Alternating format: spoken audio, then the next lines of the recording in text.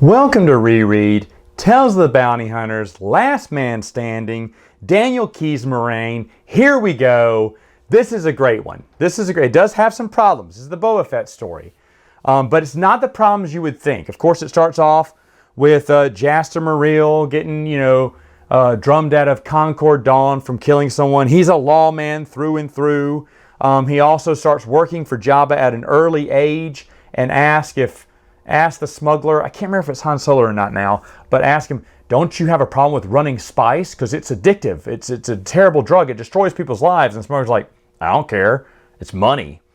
And then it fast forwards 15 years later. It's very short. Everyone thinks that's the mistake, right? Jaster Mereel. He was never Jaster Mereel.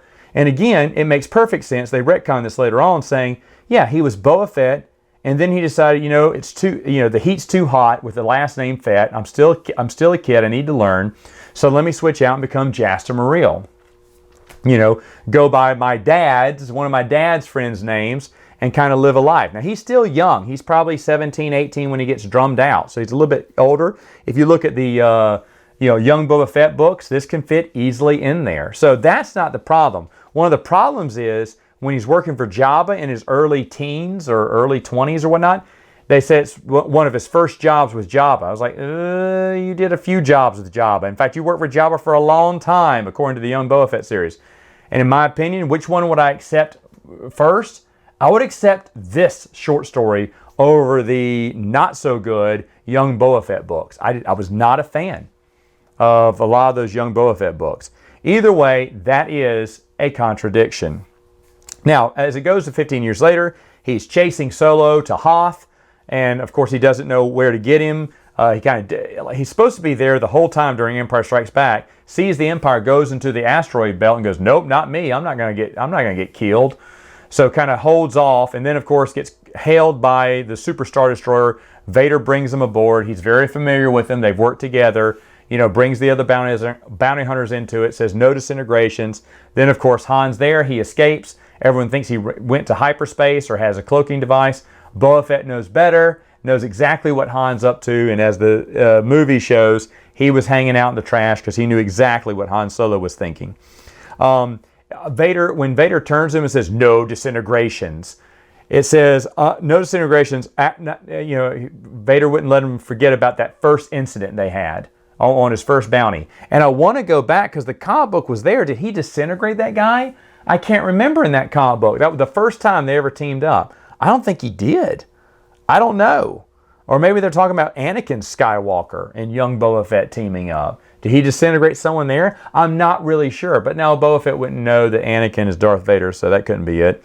Either way, it's something to do with his first incident. Now, I don't know if that's a contradiction or not, because I just can't remember the pretty lame comic book of Boba Fett's first. Oh, I think he did disintegrate him now. Either way, though. Also in this, Fett tells Vader a story and then realizes that's probably the longest conversation he's had in a while, which I thought was neat. It skips past Empire Strikes Back, goes straight to Return of the Jedi. I mean, Empire Strikes Back is like a blip on this. It's like, wow, this is supposed to be Empire Strikes Back, the errors. What was the story? What happened to these bounty hunters? But I guess since Boba Fett's the best, they thought, well, let's skip on to something else in between that. And Boba Fett is a very moral law man, we hear. He doesn't like drugs. Drugs are not good. He even says, because as Slave Leia is thrown onto the Slave One, Jabba says, here, Boba, get your kicks and giggles out of Leia. And Leia's like, you're afraid she's about to get raped by Boba Fett. And Boba goes, no, I would never do that. He said, besides, sex between those not married is immoral. You're like, oh, okay. I'm not sure if I like the old straight-laced Boba Fett. He says, it says he has bad knees, which I did love, but they said he's never held a woman in his arms. Whoops. And you're thinking, well, maybe later on. And that's true, but I think at this time, he's already had his daughter, and they've already revealed that too. Now, of course, that came out after this short story, and largely they want to ignore this short story, but I don't think they should. And I'll tell you why later on. But that was another contradiction there. Now, Fett hates Han because he smuggles spice and does other illegal things, and he's trying to tell Leia that he's not the good guy. He's not the good guy you think he is. He smuggles spice, and spice is wrong. And, you know, they kind of have this discussion on the ship. But anyway, 15 years pass by after that, because it kind of talks about, you know, how Jabba the Hutt's going on the sail barge. He thinks Jabba's an idiot for, you know, not just killing Luke here and there, kind of grandstanding this, and things could go south, but that's what he's there for. Okay, so we know what happens in Return of the Jedi. So 15 years later, talks about the New Republic. The twins are very young. Anakin is even born here because it says that Han has 3 kids.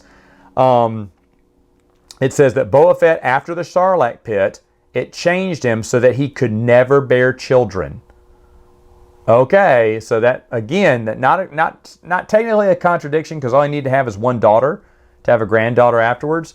But that first one is definitely, you know, about him never holding a woman in his arms. I don't know. How does Boba Fett get someone pregnant? Ooh. But at this time, Boba Fett is hunting down Malak the Butcher in the Slave 4 now, which I always thought was kind of cool. It talks about all of his past one-shot adventures. Even Jodo Kast, Twin Engines of Destruction, is mentioned, which I thought was really cool. A lot of comic book mentions in this short story. And, of course, Malak is from his character, the Devorian's Tale, that I believe this author wrote as well. Because now the Devorian's a lot older. He still loves music. He has a priceless collection of music. Boba Fett basically turns him in anyway to his people. And there's a beautiful scene where it talks about Malak. Just, you know, he's about to get killed, executed in public. But he's been exiled from his home world for so long that this is his first time back. And he's kind of, you know, surveying the land, breathing in the air, looking at the purple sky. It's not blue, but and looking at the mountains, the trees, and whatnot. And he's just happy to be home. And then he dies. It's really good, actually. It's very good. And then, of course, him trying to weasel his way out of it from Boba Fett. But Boba Fett's just, you know, he's there to collect the bounty, and that's it. This guy's got a $5 million bounty on his head.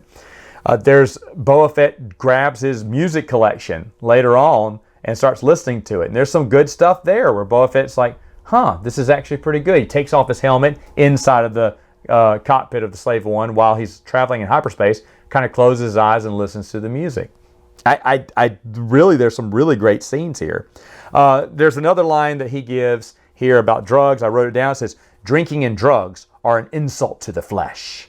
Again, they're going with the Jaster Moreel is a lawman, straight and true. He's straight edge, is Boba Fett. Which in a way makes sense. It makes sense, right?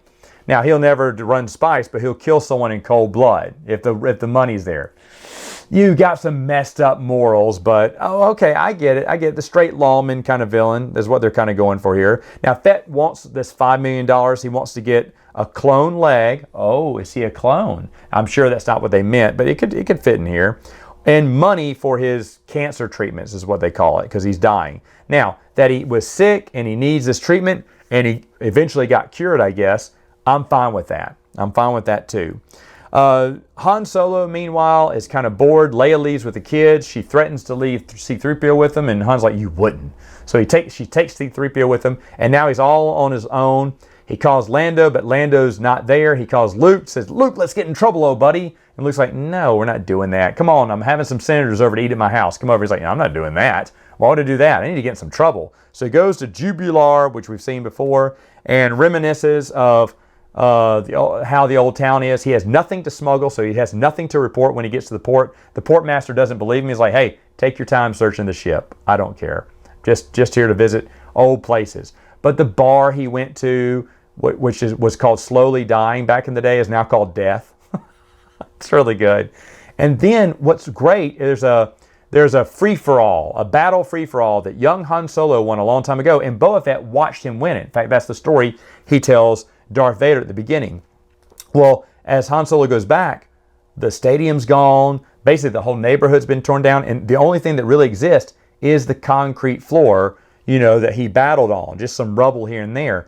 And so it's like the place is kind of grown, and there's weeds growing up around now. No one knows what was there now, and it's just a past memory of his. And it's written so well. If anyone's ever gone back to their hometown or some of the places they haven't been in years, and you reminisce on it, but things have all changed and they haven't been the same, this guy does a really great job describing that. There's just some really good stuff in this short story, which is why I'd keep it in the canon, even though it does have two glaring contradictions. Anyway, Han doesn't even recognize the girl who she secretly turns in his name to Boba Fett, like alerts Boba Fett that, hey, Han Solo is on Jubilar, come and get him. He's like, I'm going to do that. But Han doesn't recognize the girl because it was like 30 years ago, and she said, he doesn't remember me, but I used to be thin and beautiful. Now I'm kind of, fat and ugly, But, that's good because now, and I like that Han doesn't remember every single person he ever had contact with throughout his entire life. He even tells Luke, he said, Luke, buddy, I don't even know what the last thing I smuggled was. And Luke goes, I do. It was me and Ben and the droids. He went, oh, yeah. I thought that was a good scene, too. They talk like normal people. It's situations and scenes that you can relate to. This is a really good short story. Basically, at the end, there's a great shoot-off, a great standoff. As Boba Fett has the sniper rifle, Han's got his pistol, and they're firing at each other, dodging, weaving, making moves. It reads like an excellent shootout. Excellent. And then, of course, it ends with them both pointing blasters at themselves. And then the famous phrase where he goes, we all die. Everybody dies is the way he tells Han Solo. And it ends with both of them with their guns in the air. Now, in Young Jedi Knights, Kevin J. Anderson came back and explained what happened. The Slave 4's there. And, of course, Han just kind of, in one sentence, just tells the twins that, whatever happened, last time he saw Boba Fett, he went, well, last time weren't on polite terms, but it ended, it did end where we both walked away. So eventually they did both walk away. They weren't because neither one of them trusted the other one, but it was a great ending. I remember my jaw was on the floor when I first read this, and still reading it, I love it. I love it. Two flagrant contradictions: that he never had kids or, never actually held a woman in his arms, so he never got romantic. And I've already forgotten what the other one was. But either way, though, other than that, I'm ready to forget. Oh yeah, first time working for Jabba the Hutt. I'm easily can forgive two contradictions when the overall story is excellent. Honestly, reread this again. It's fantastic. All right, folks, that's it for now. See you next time.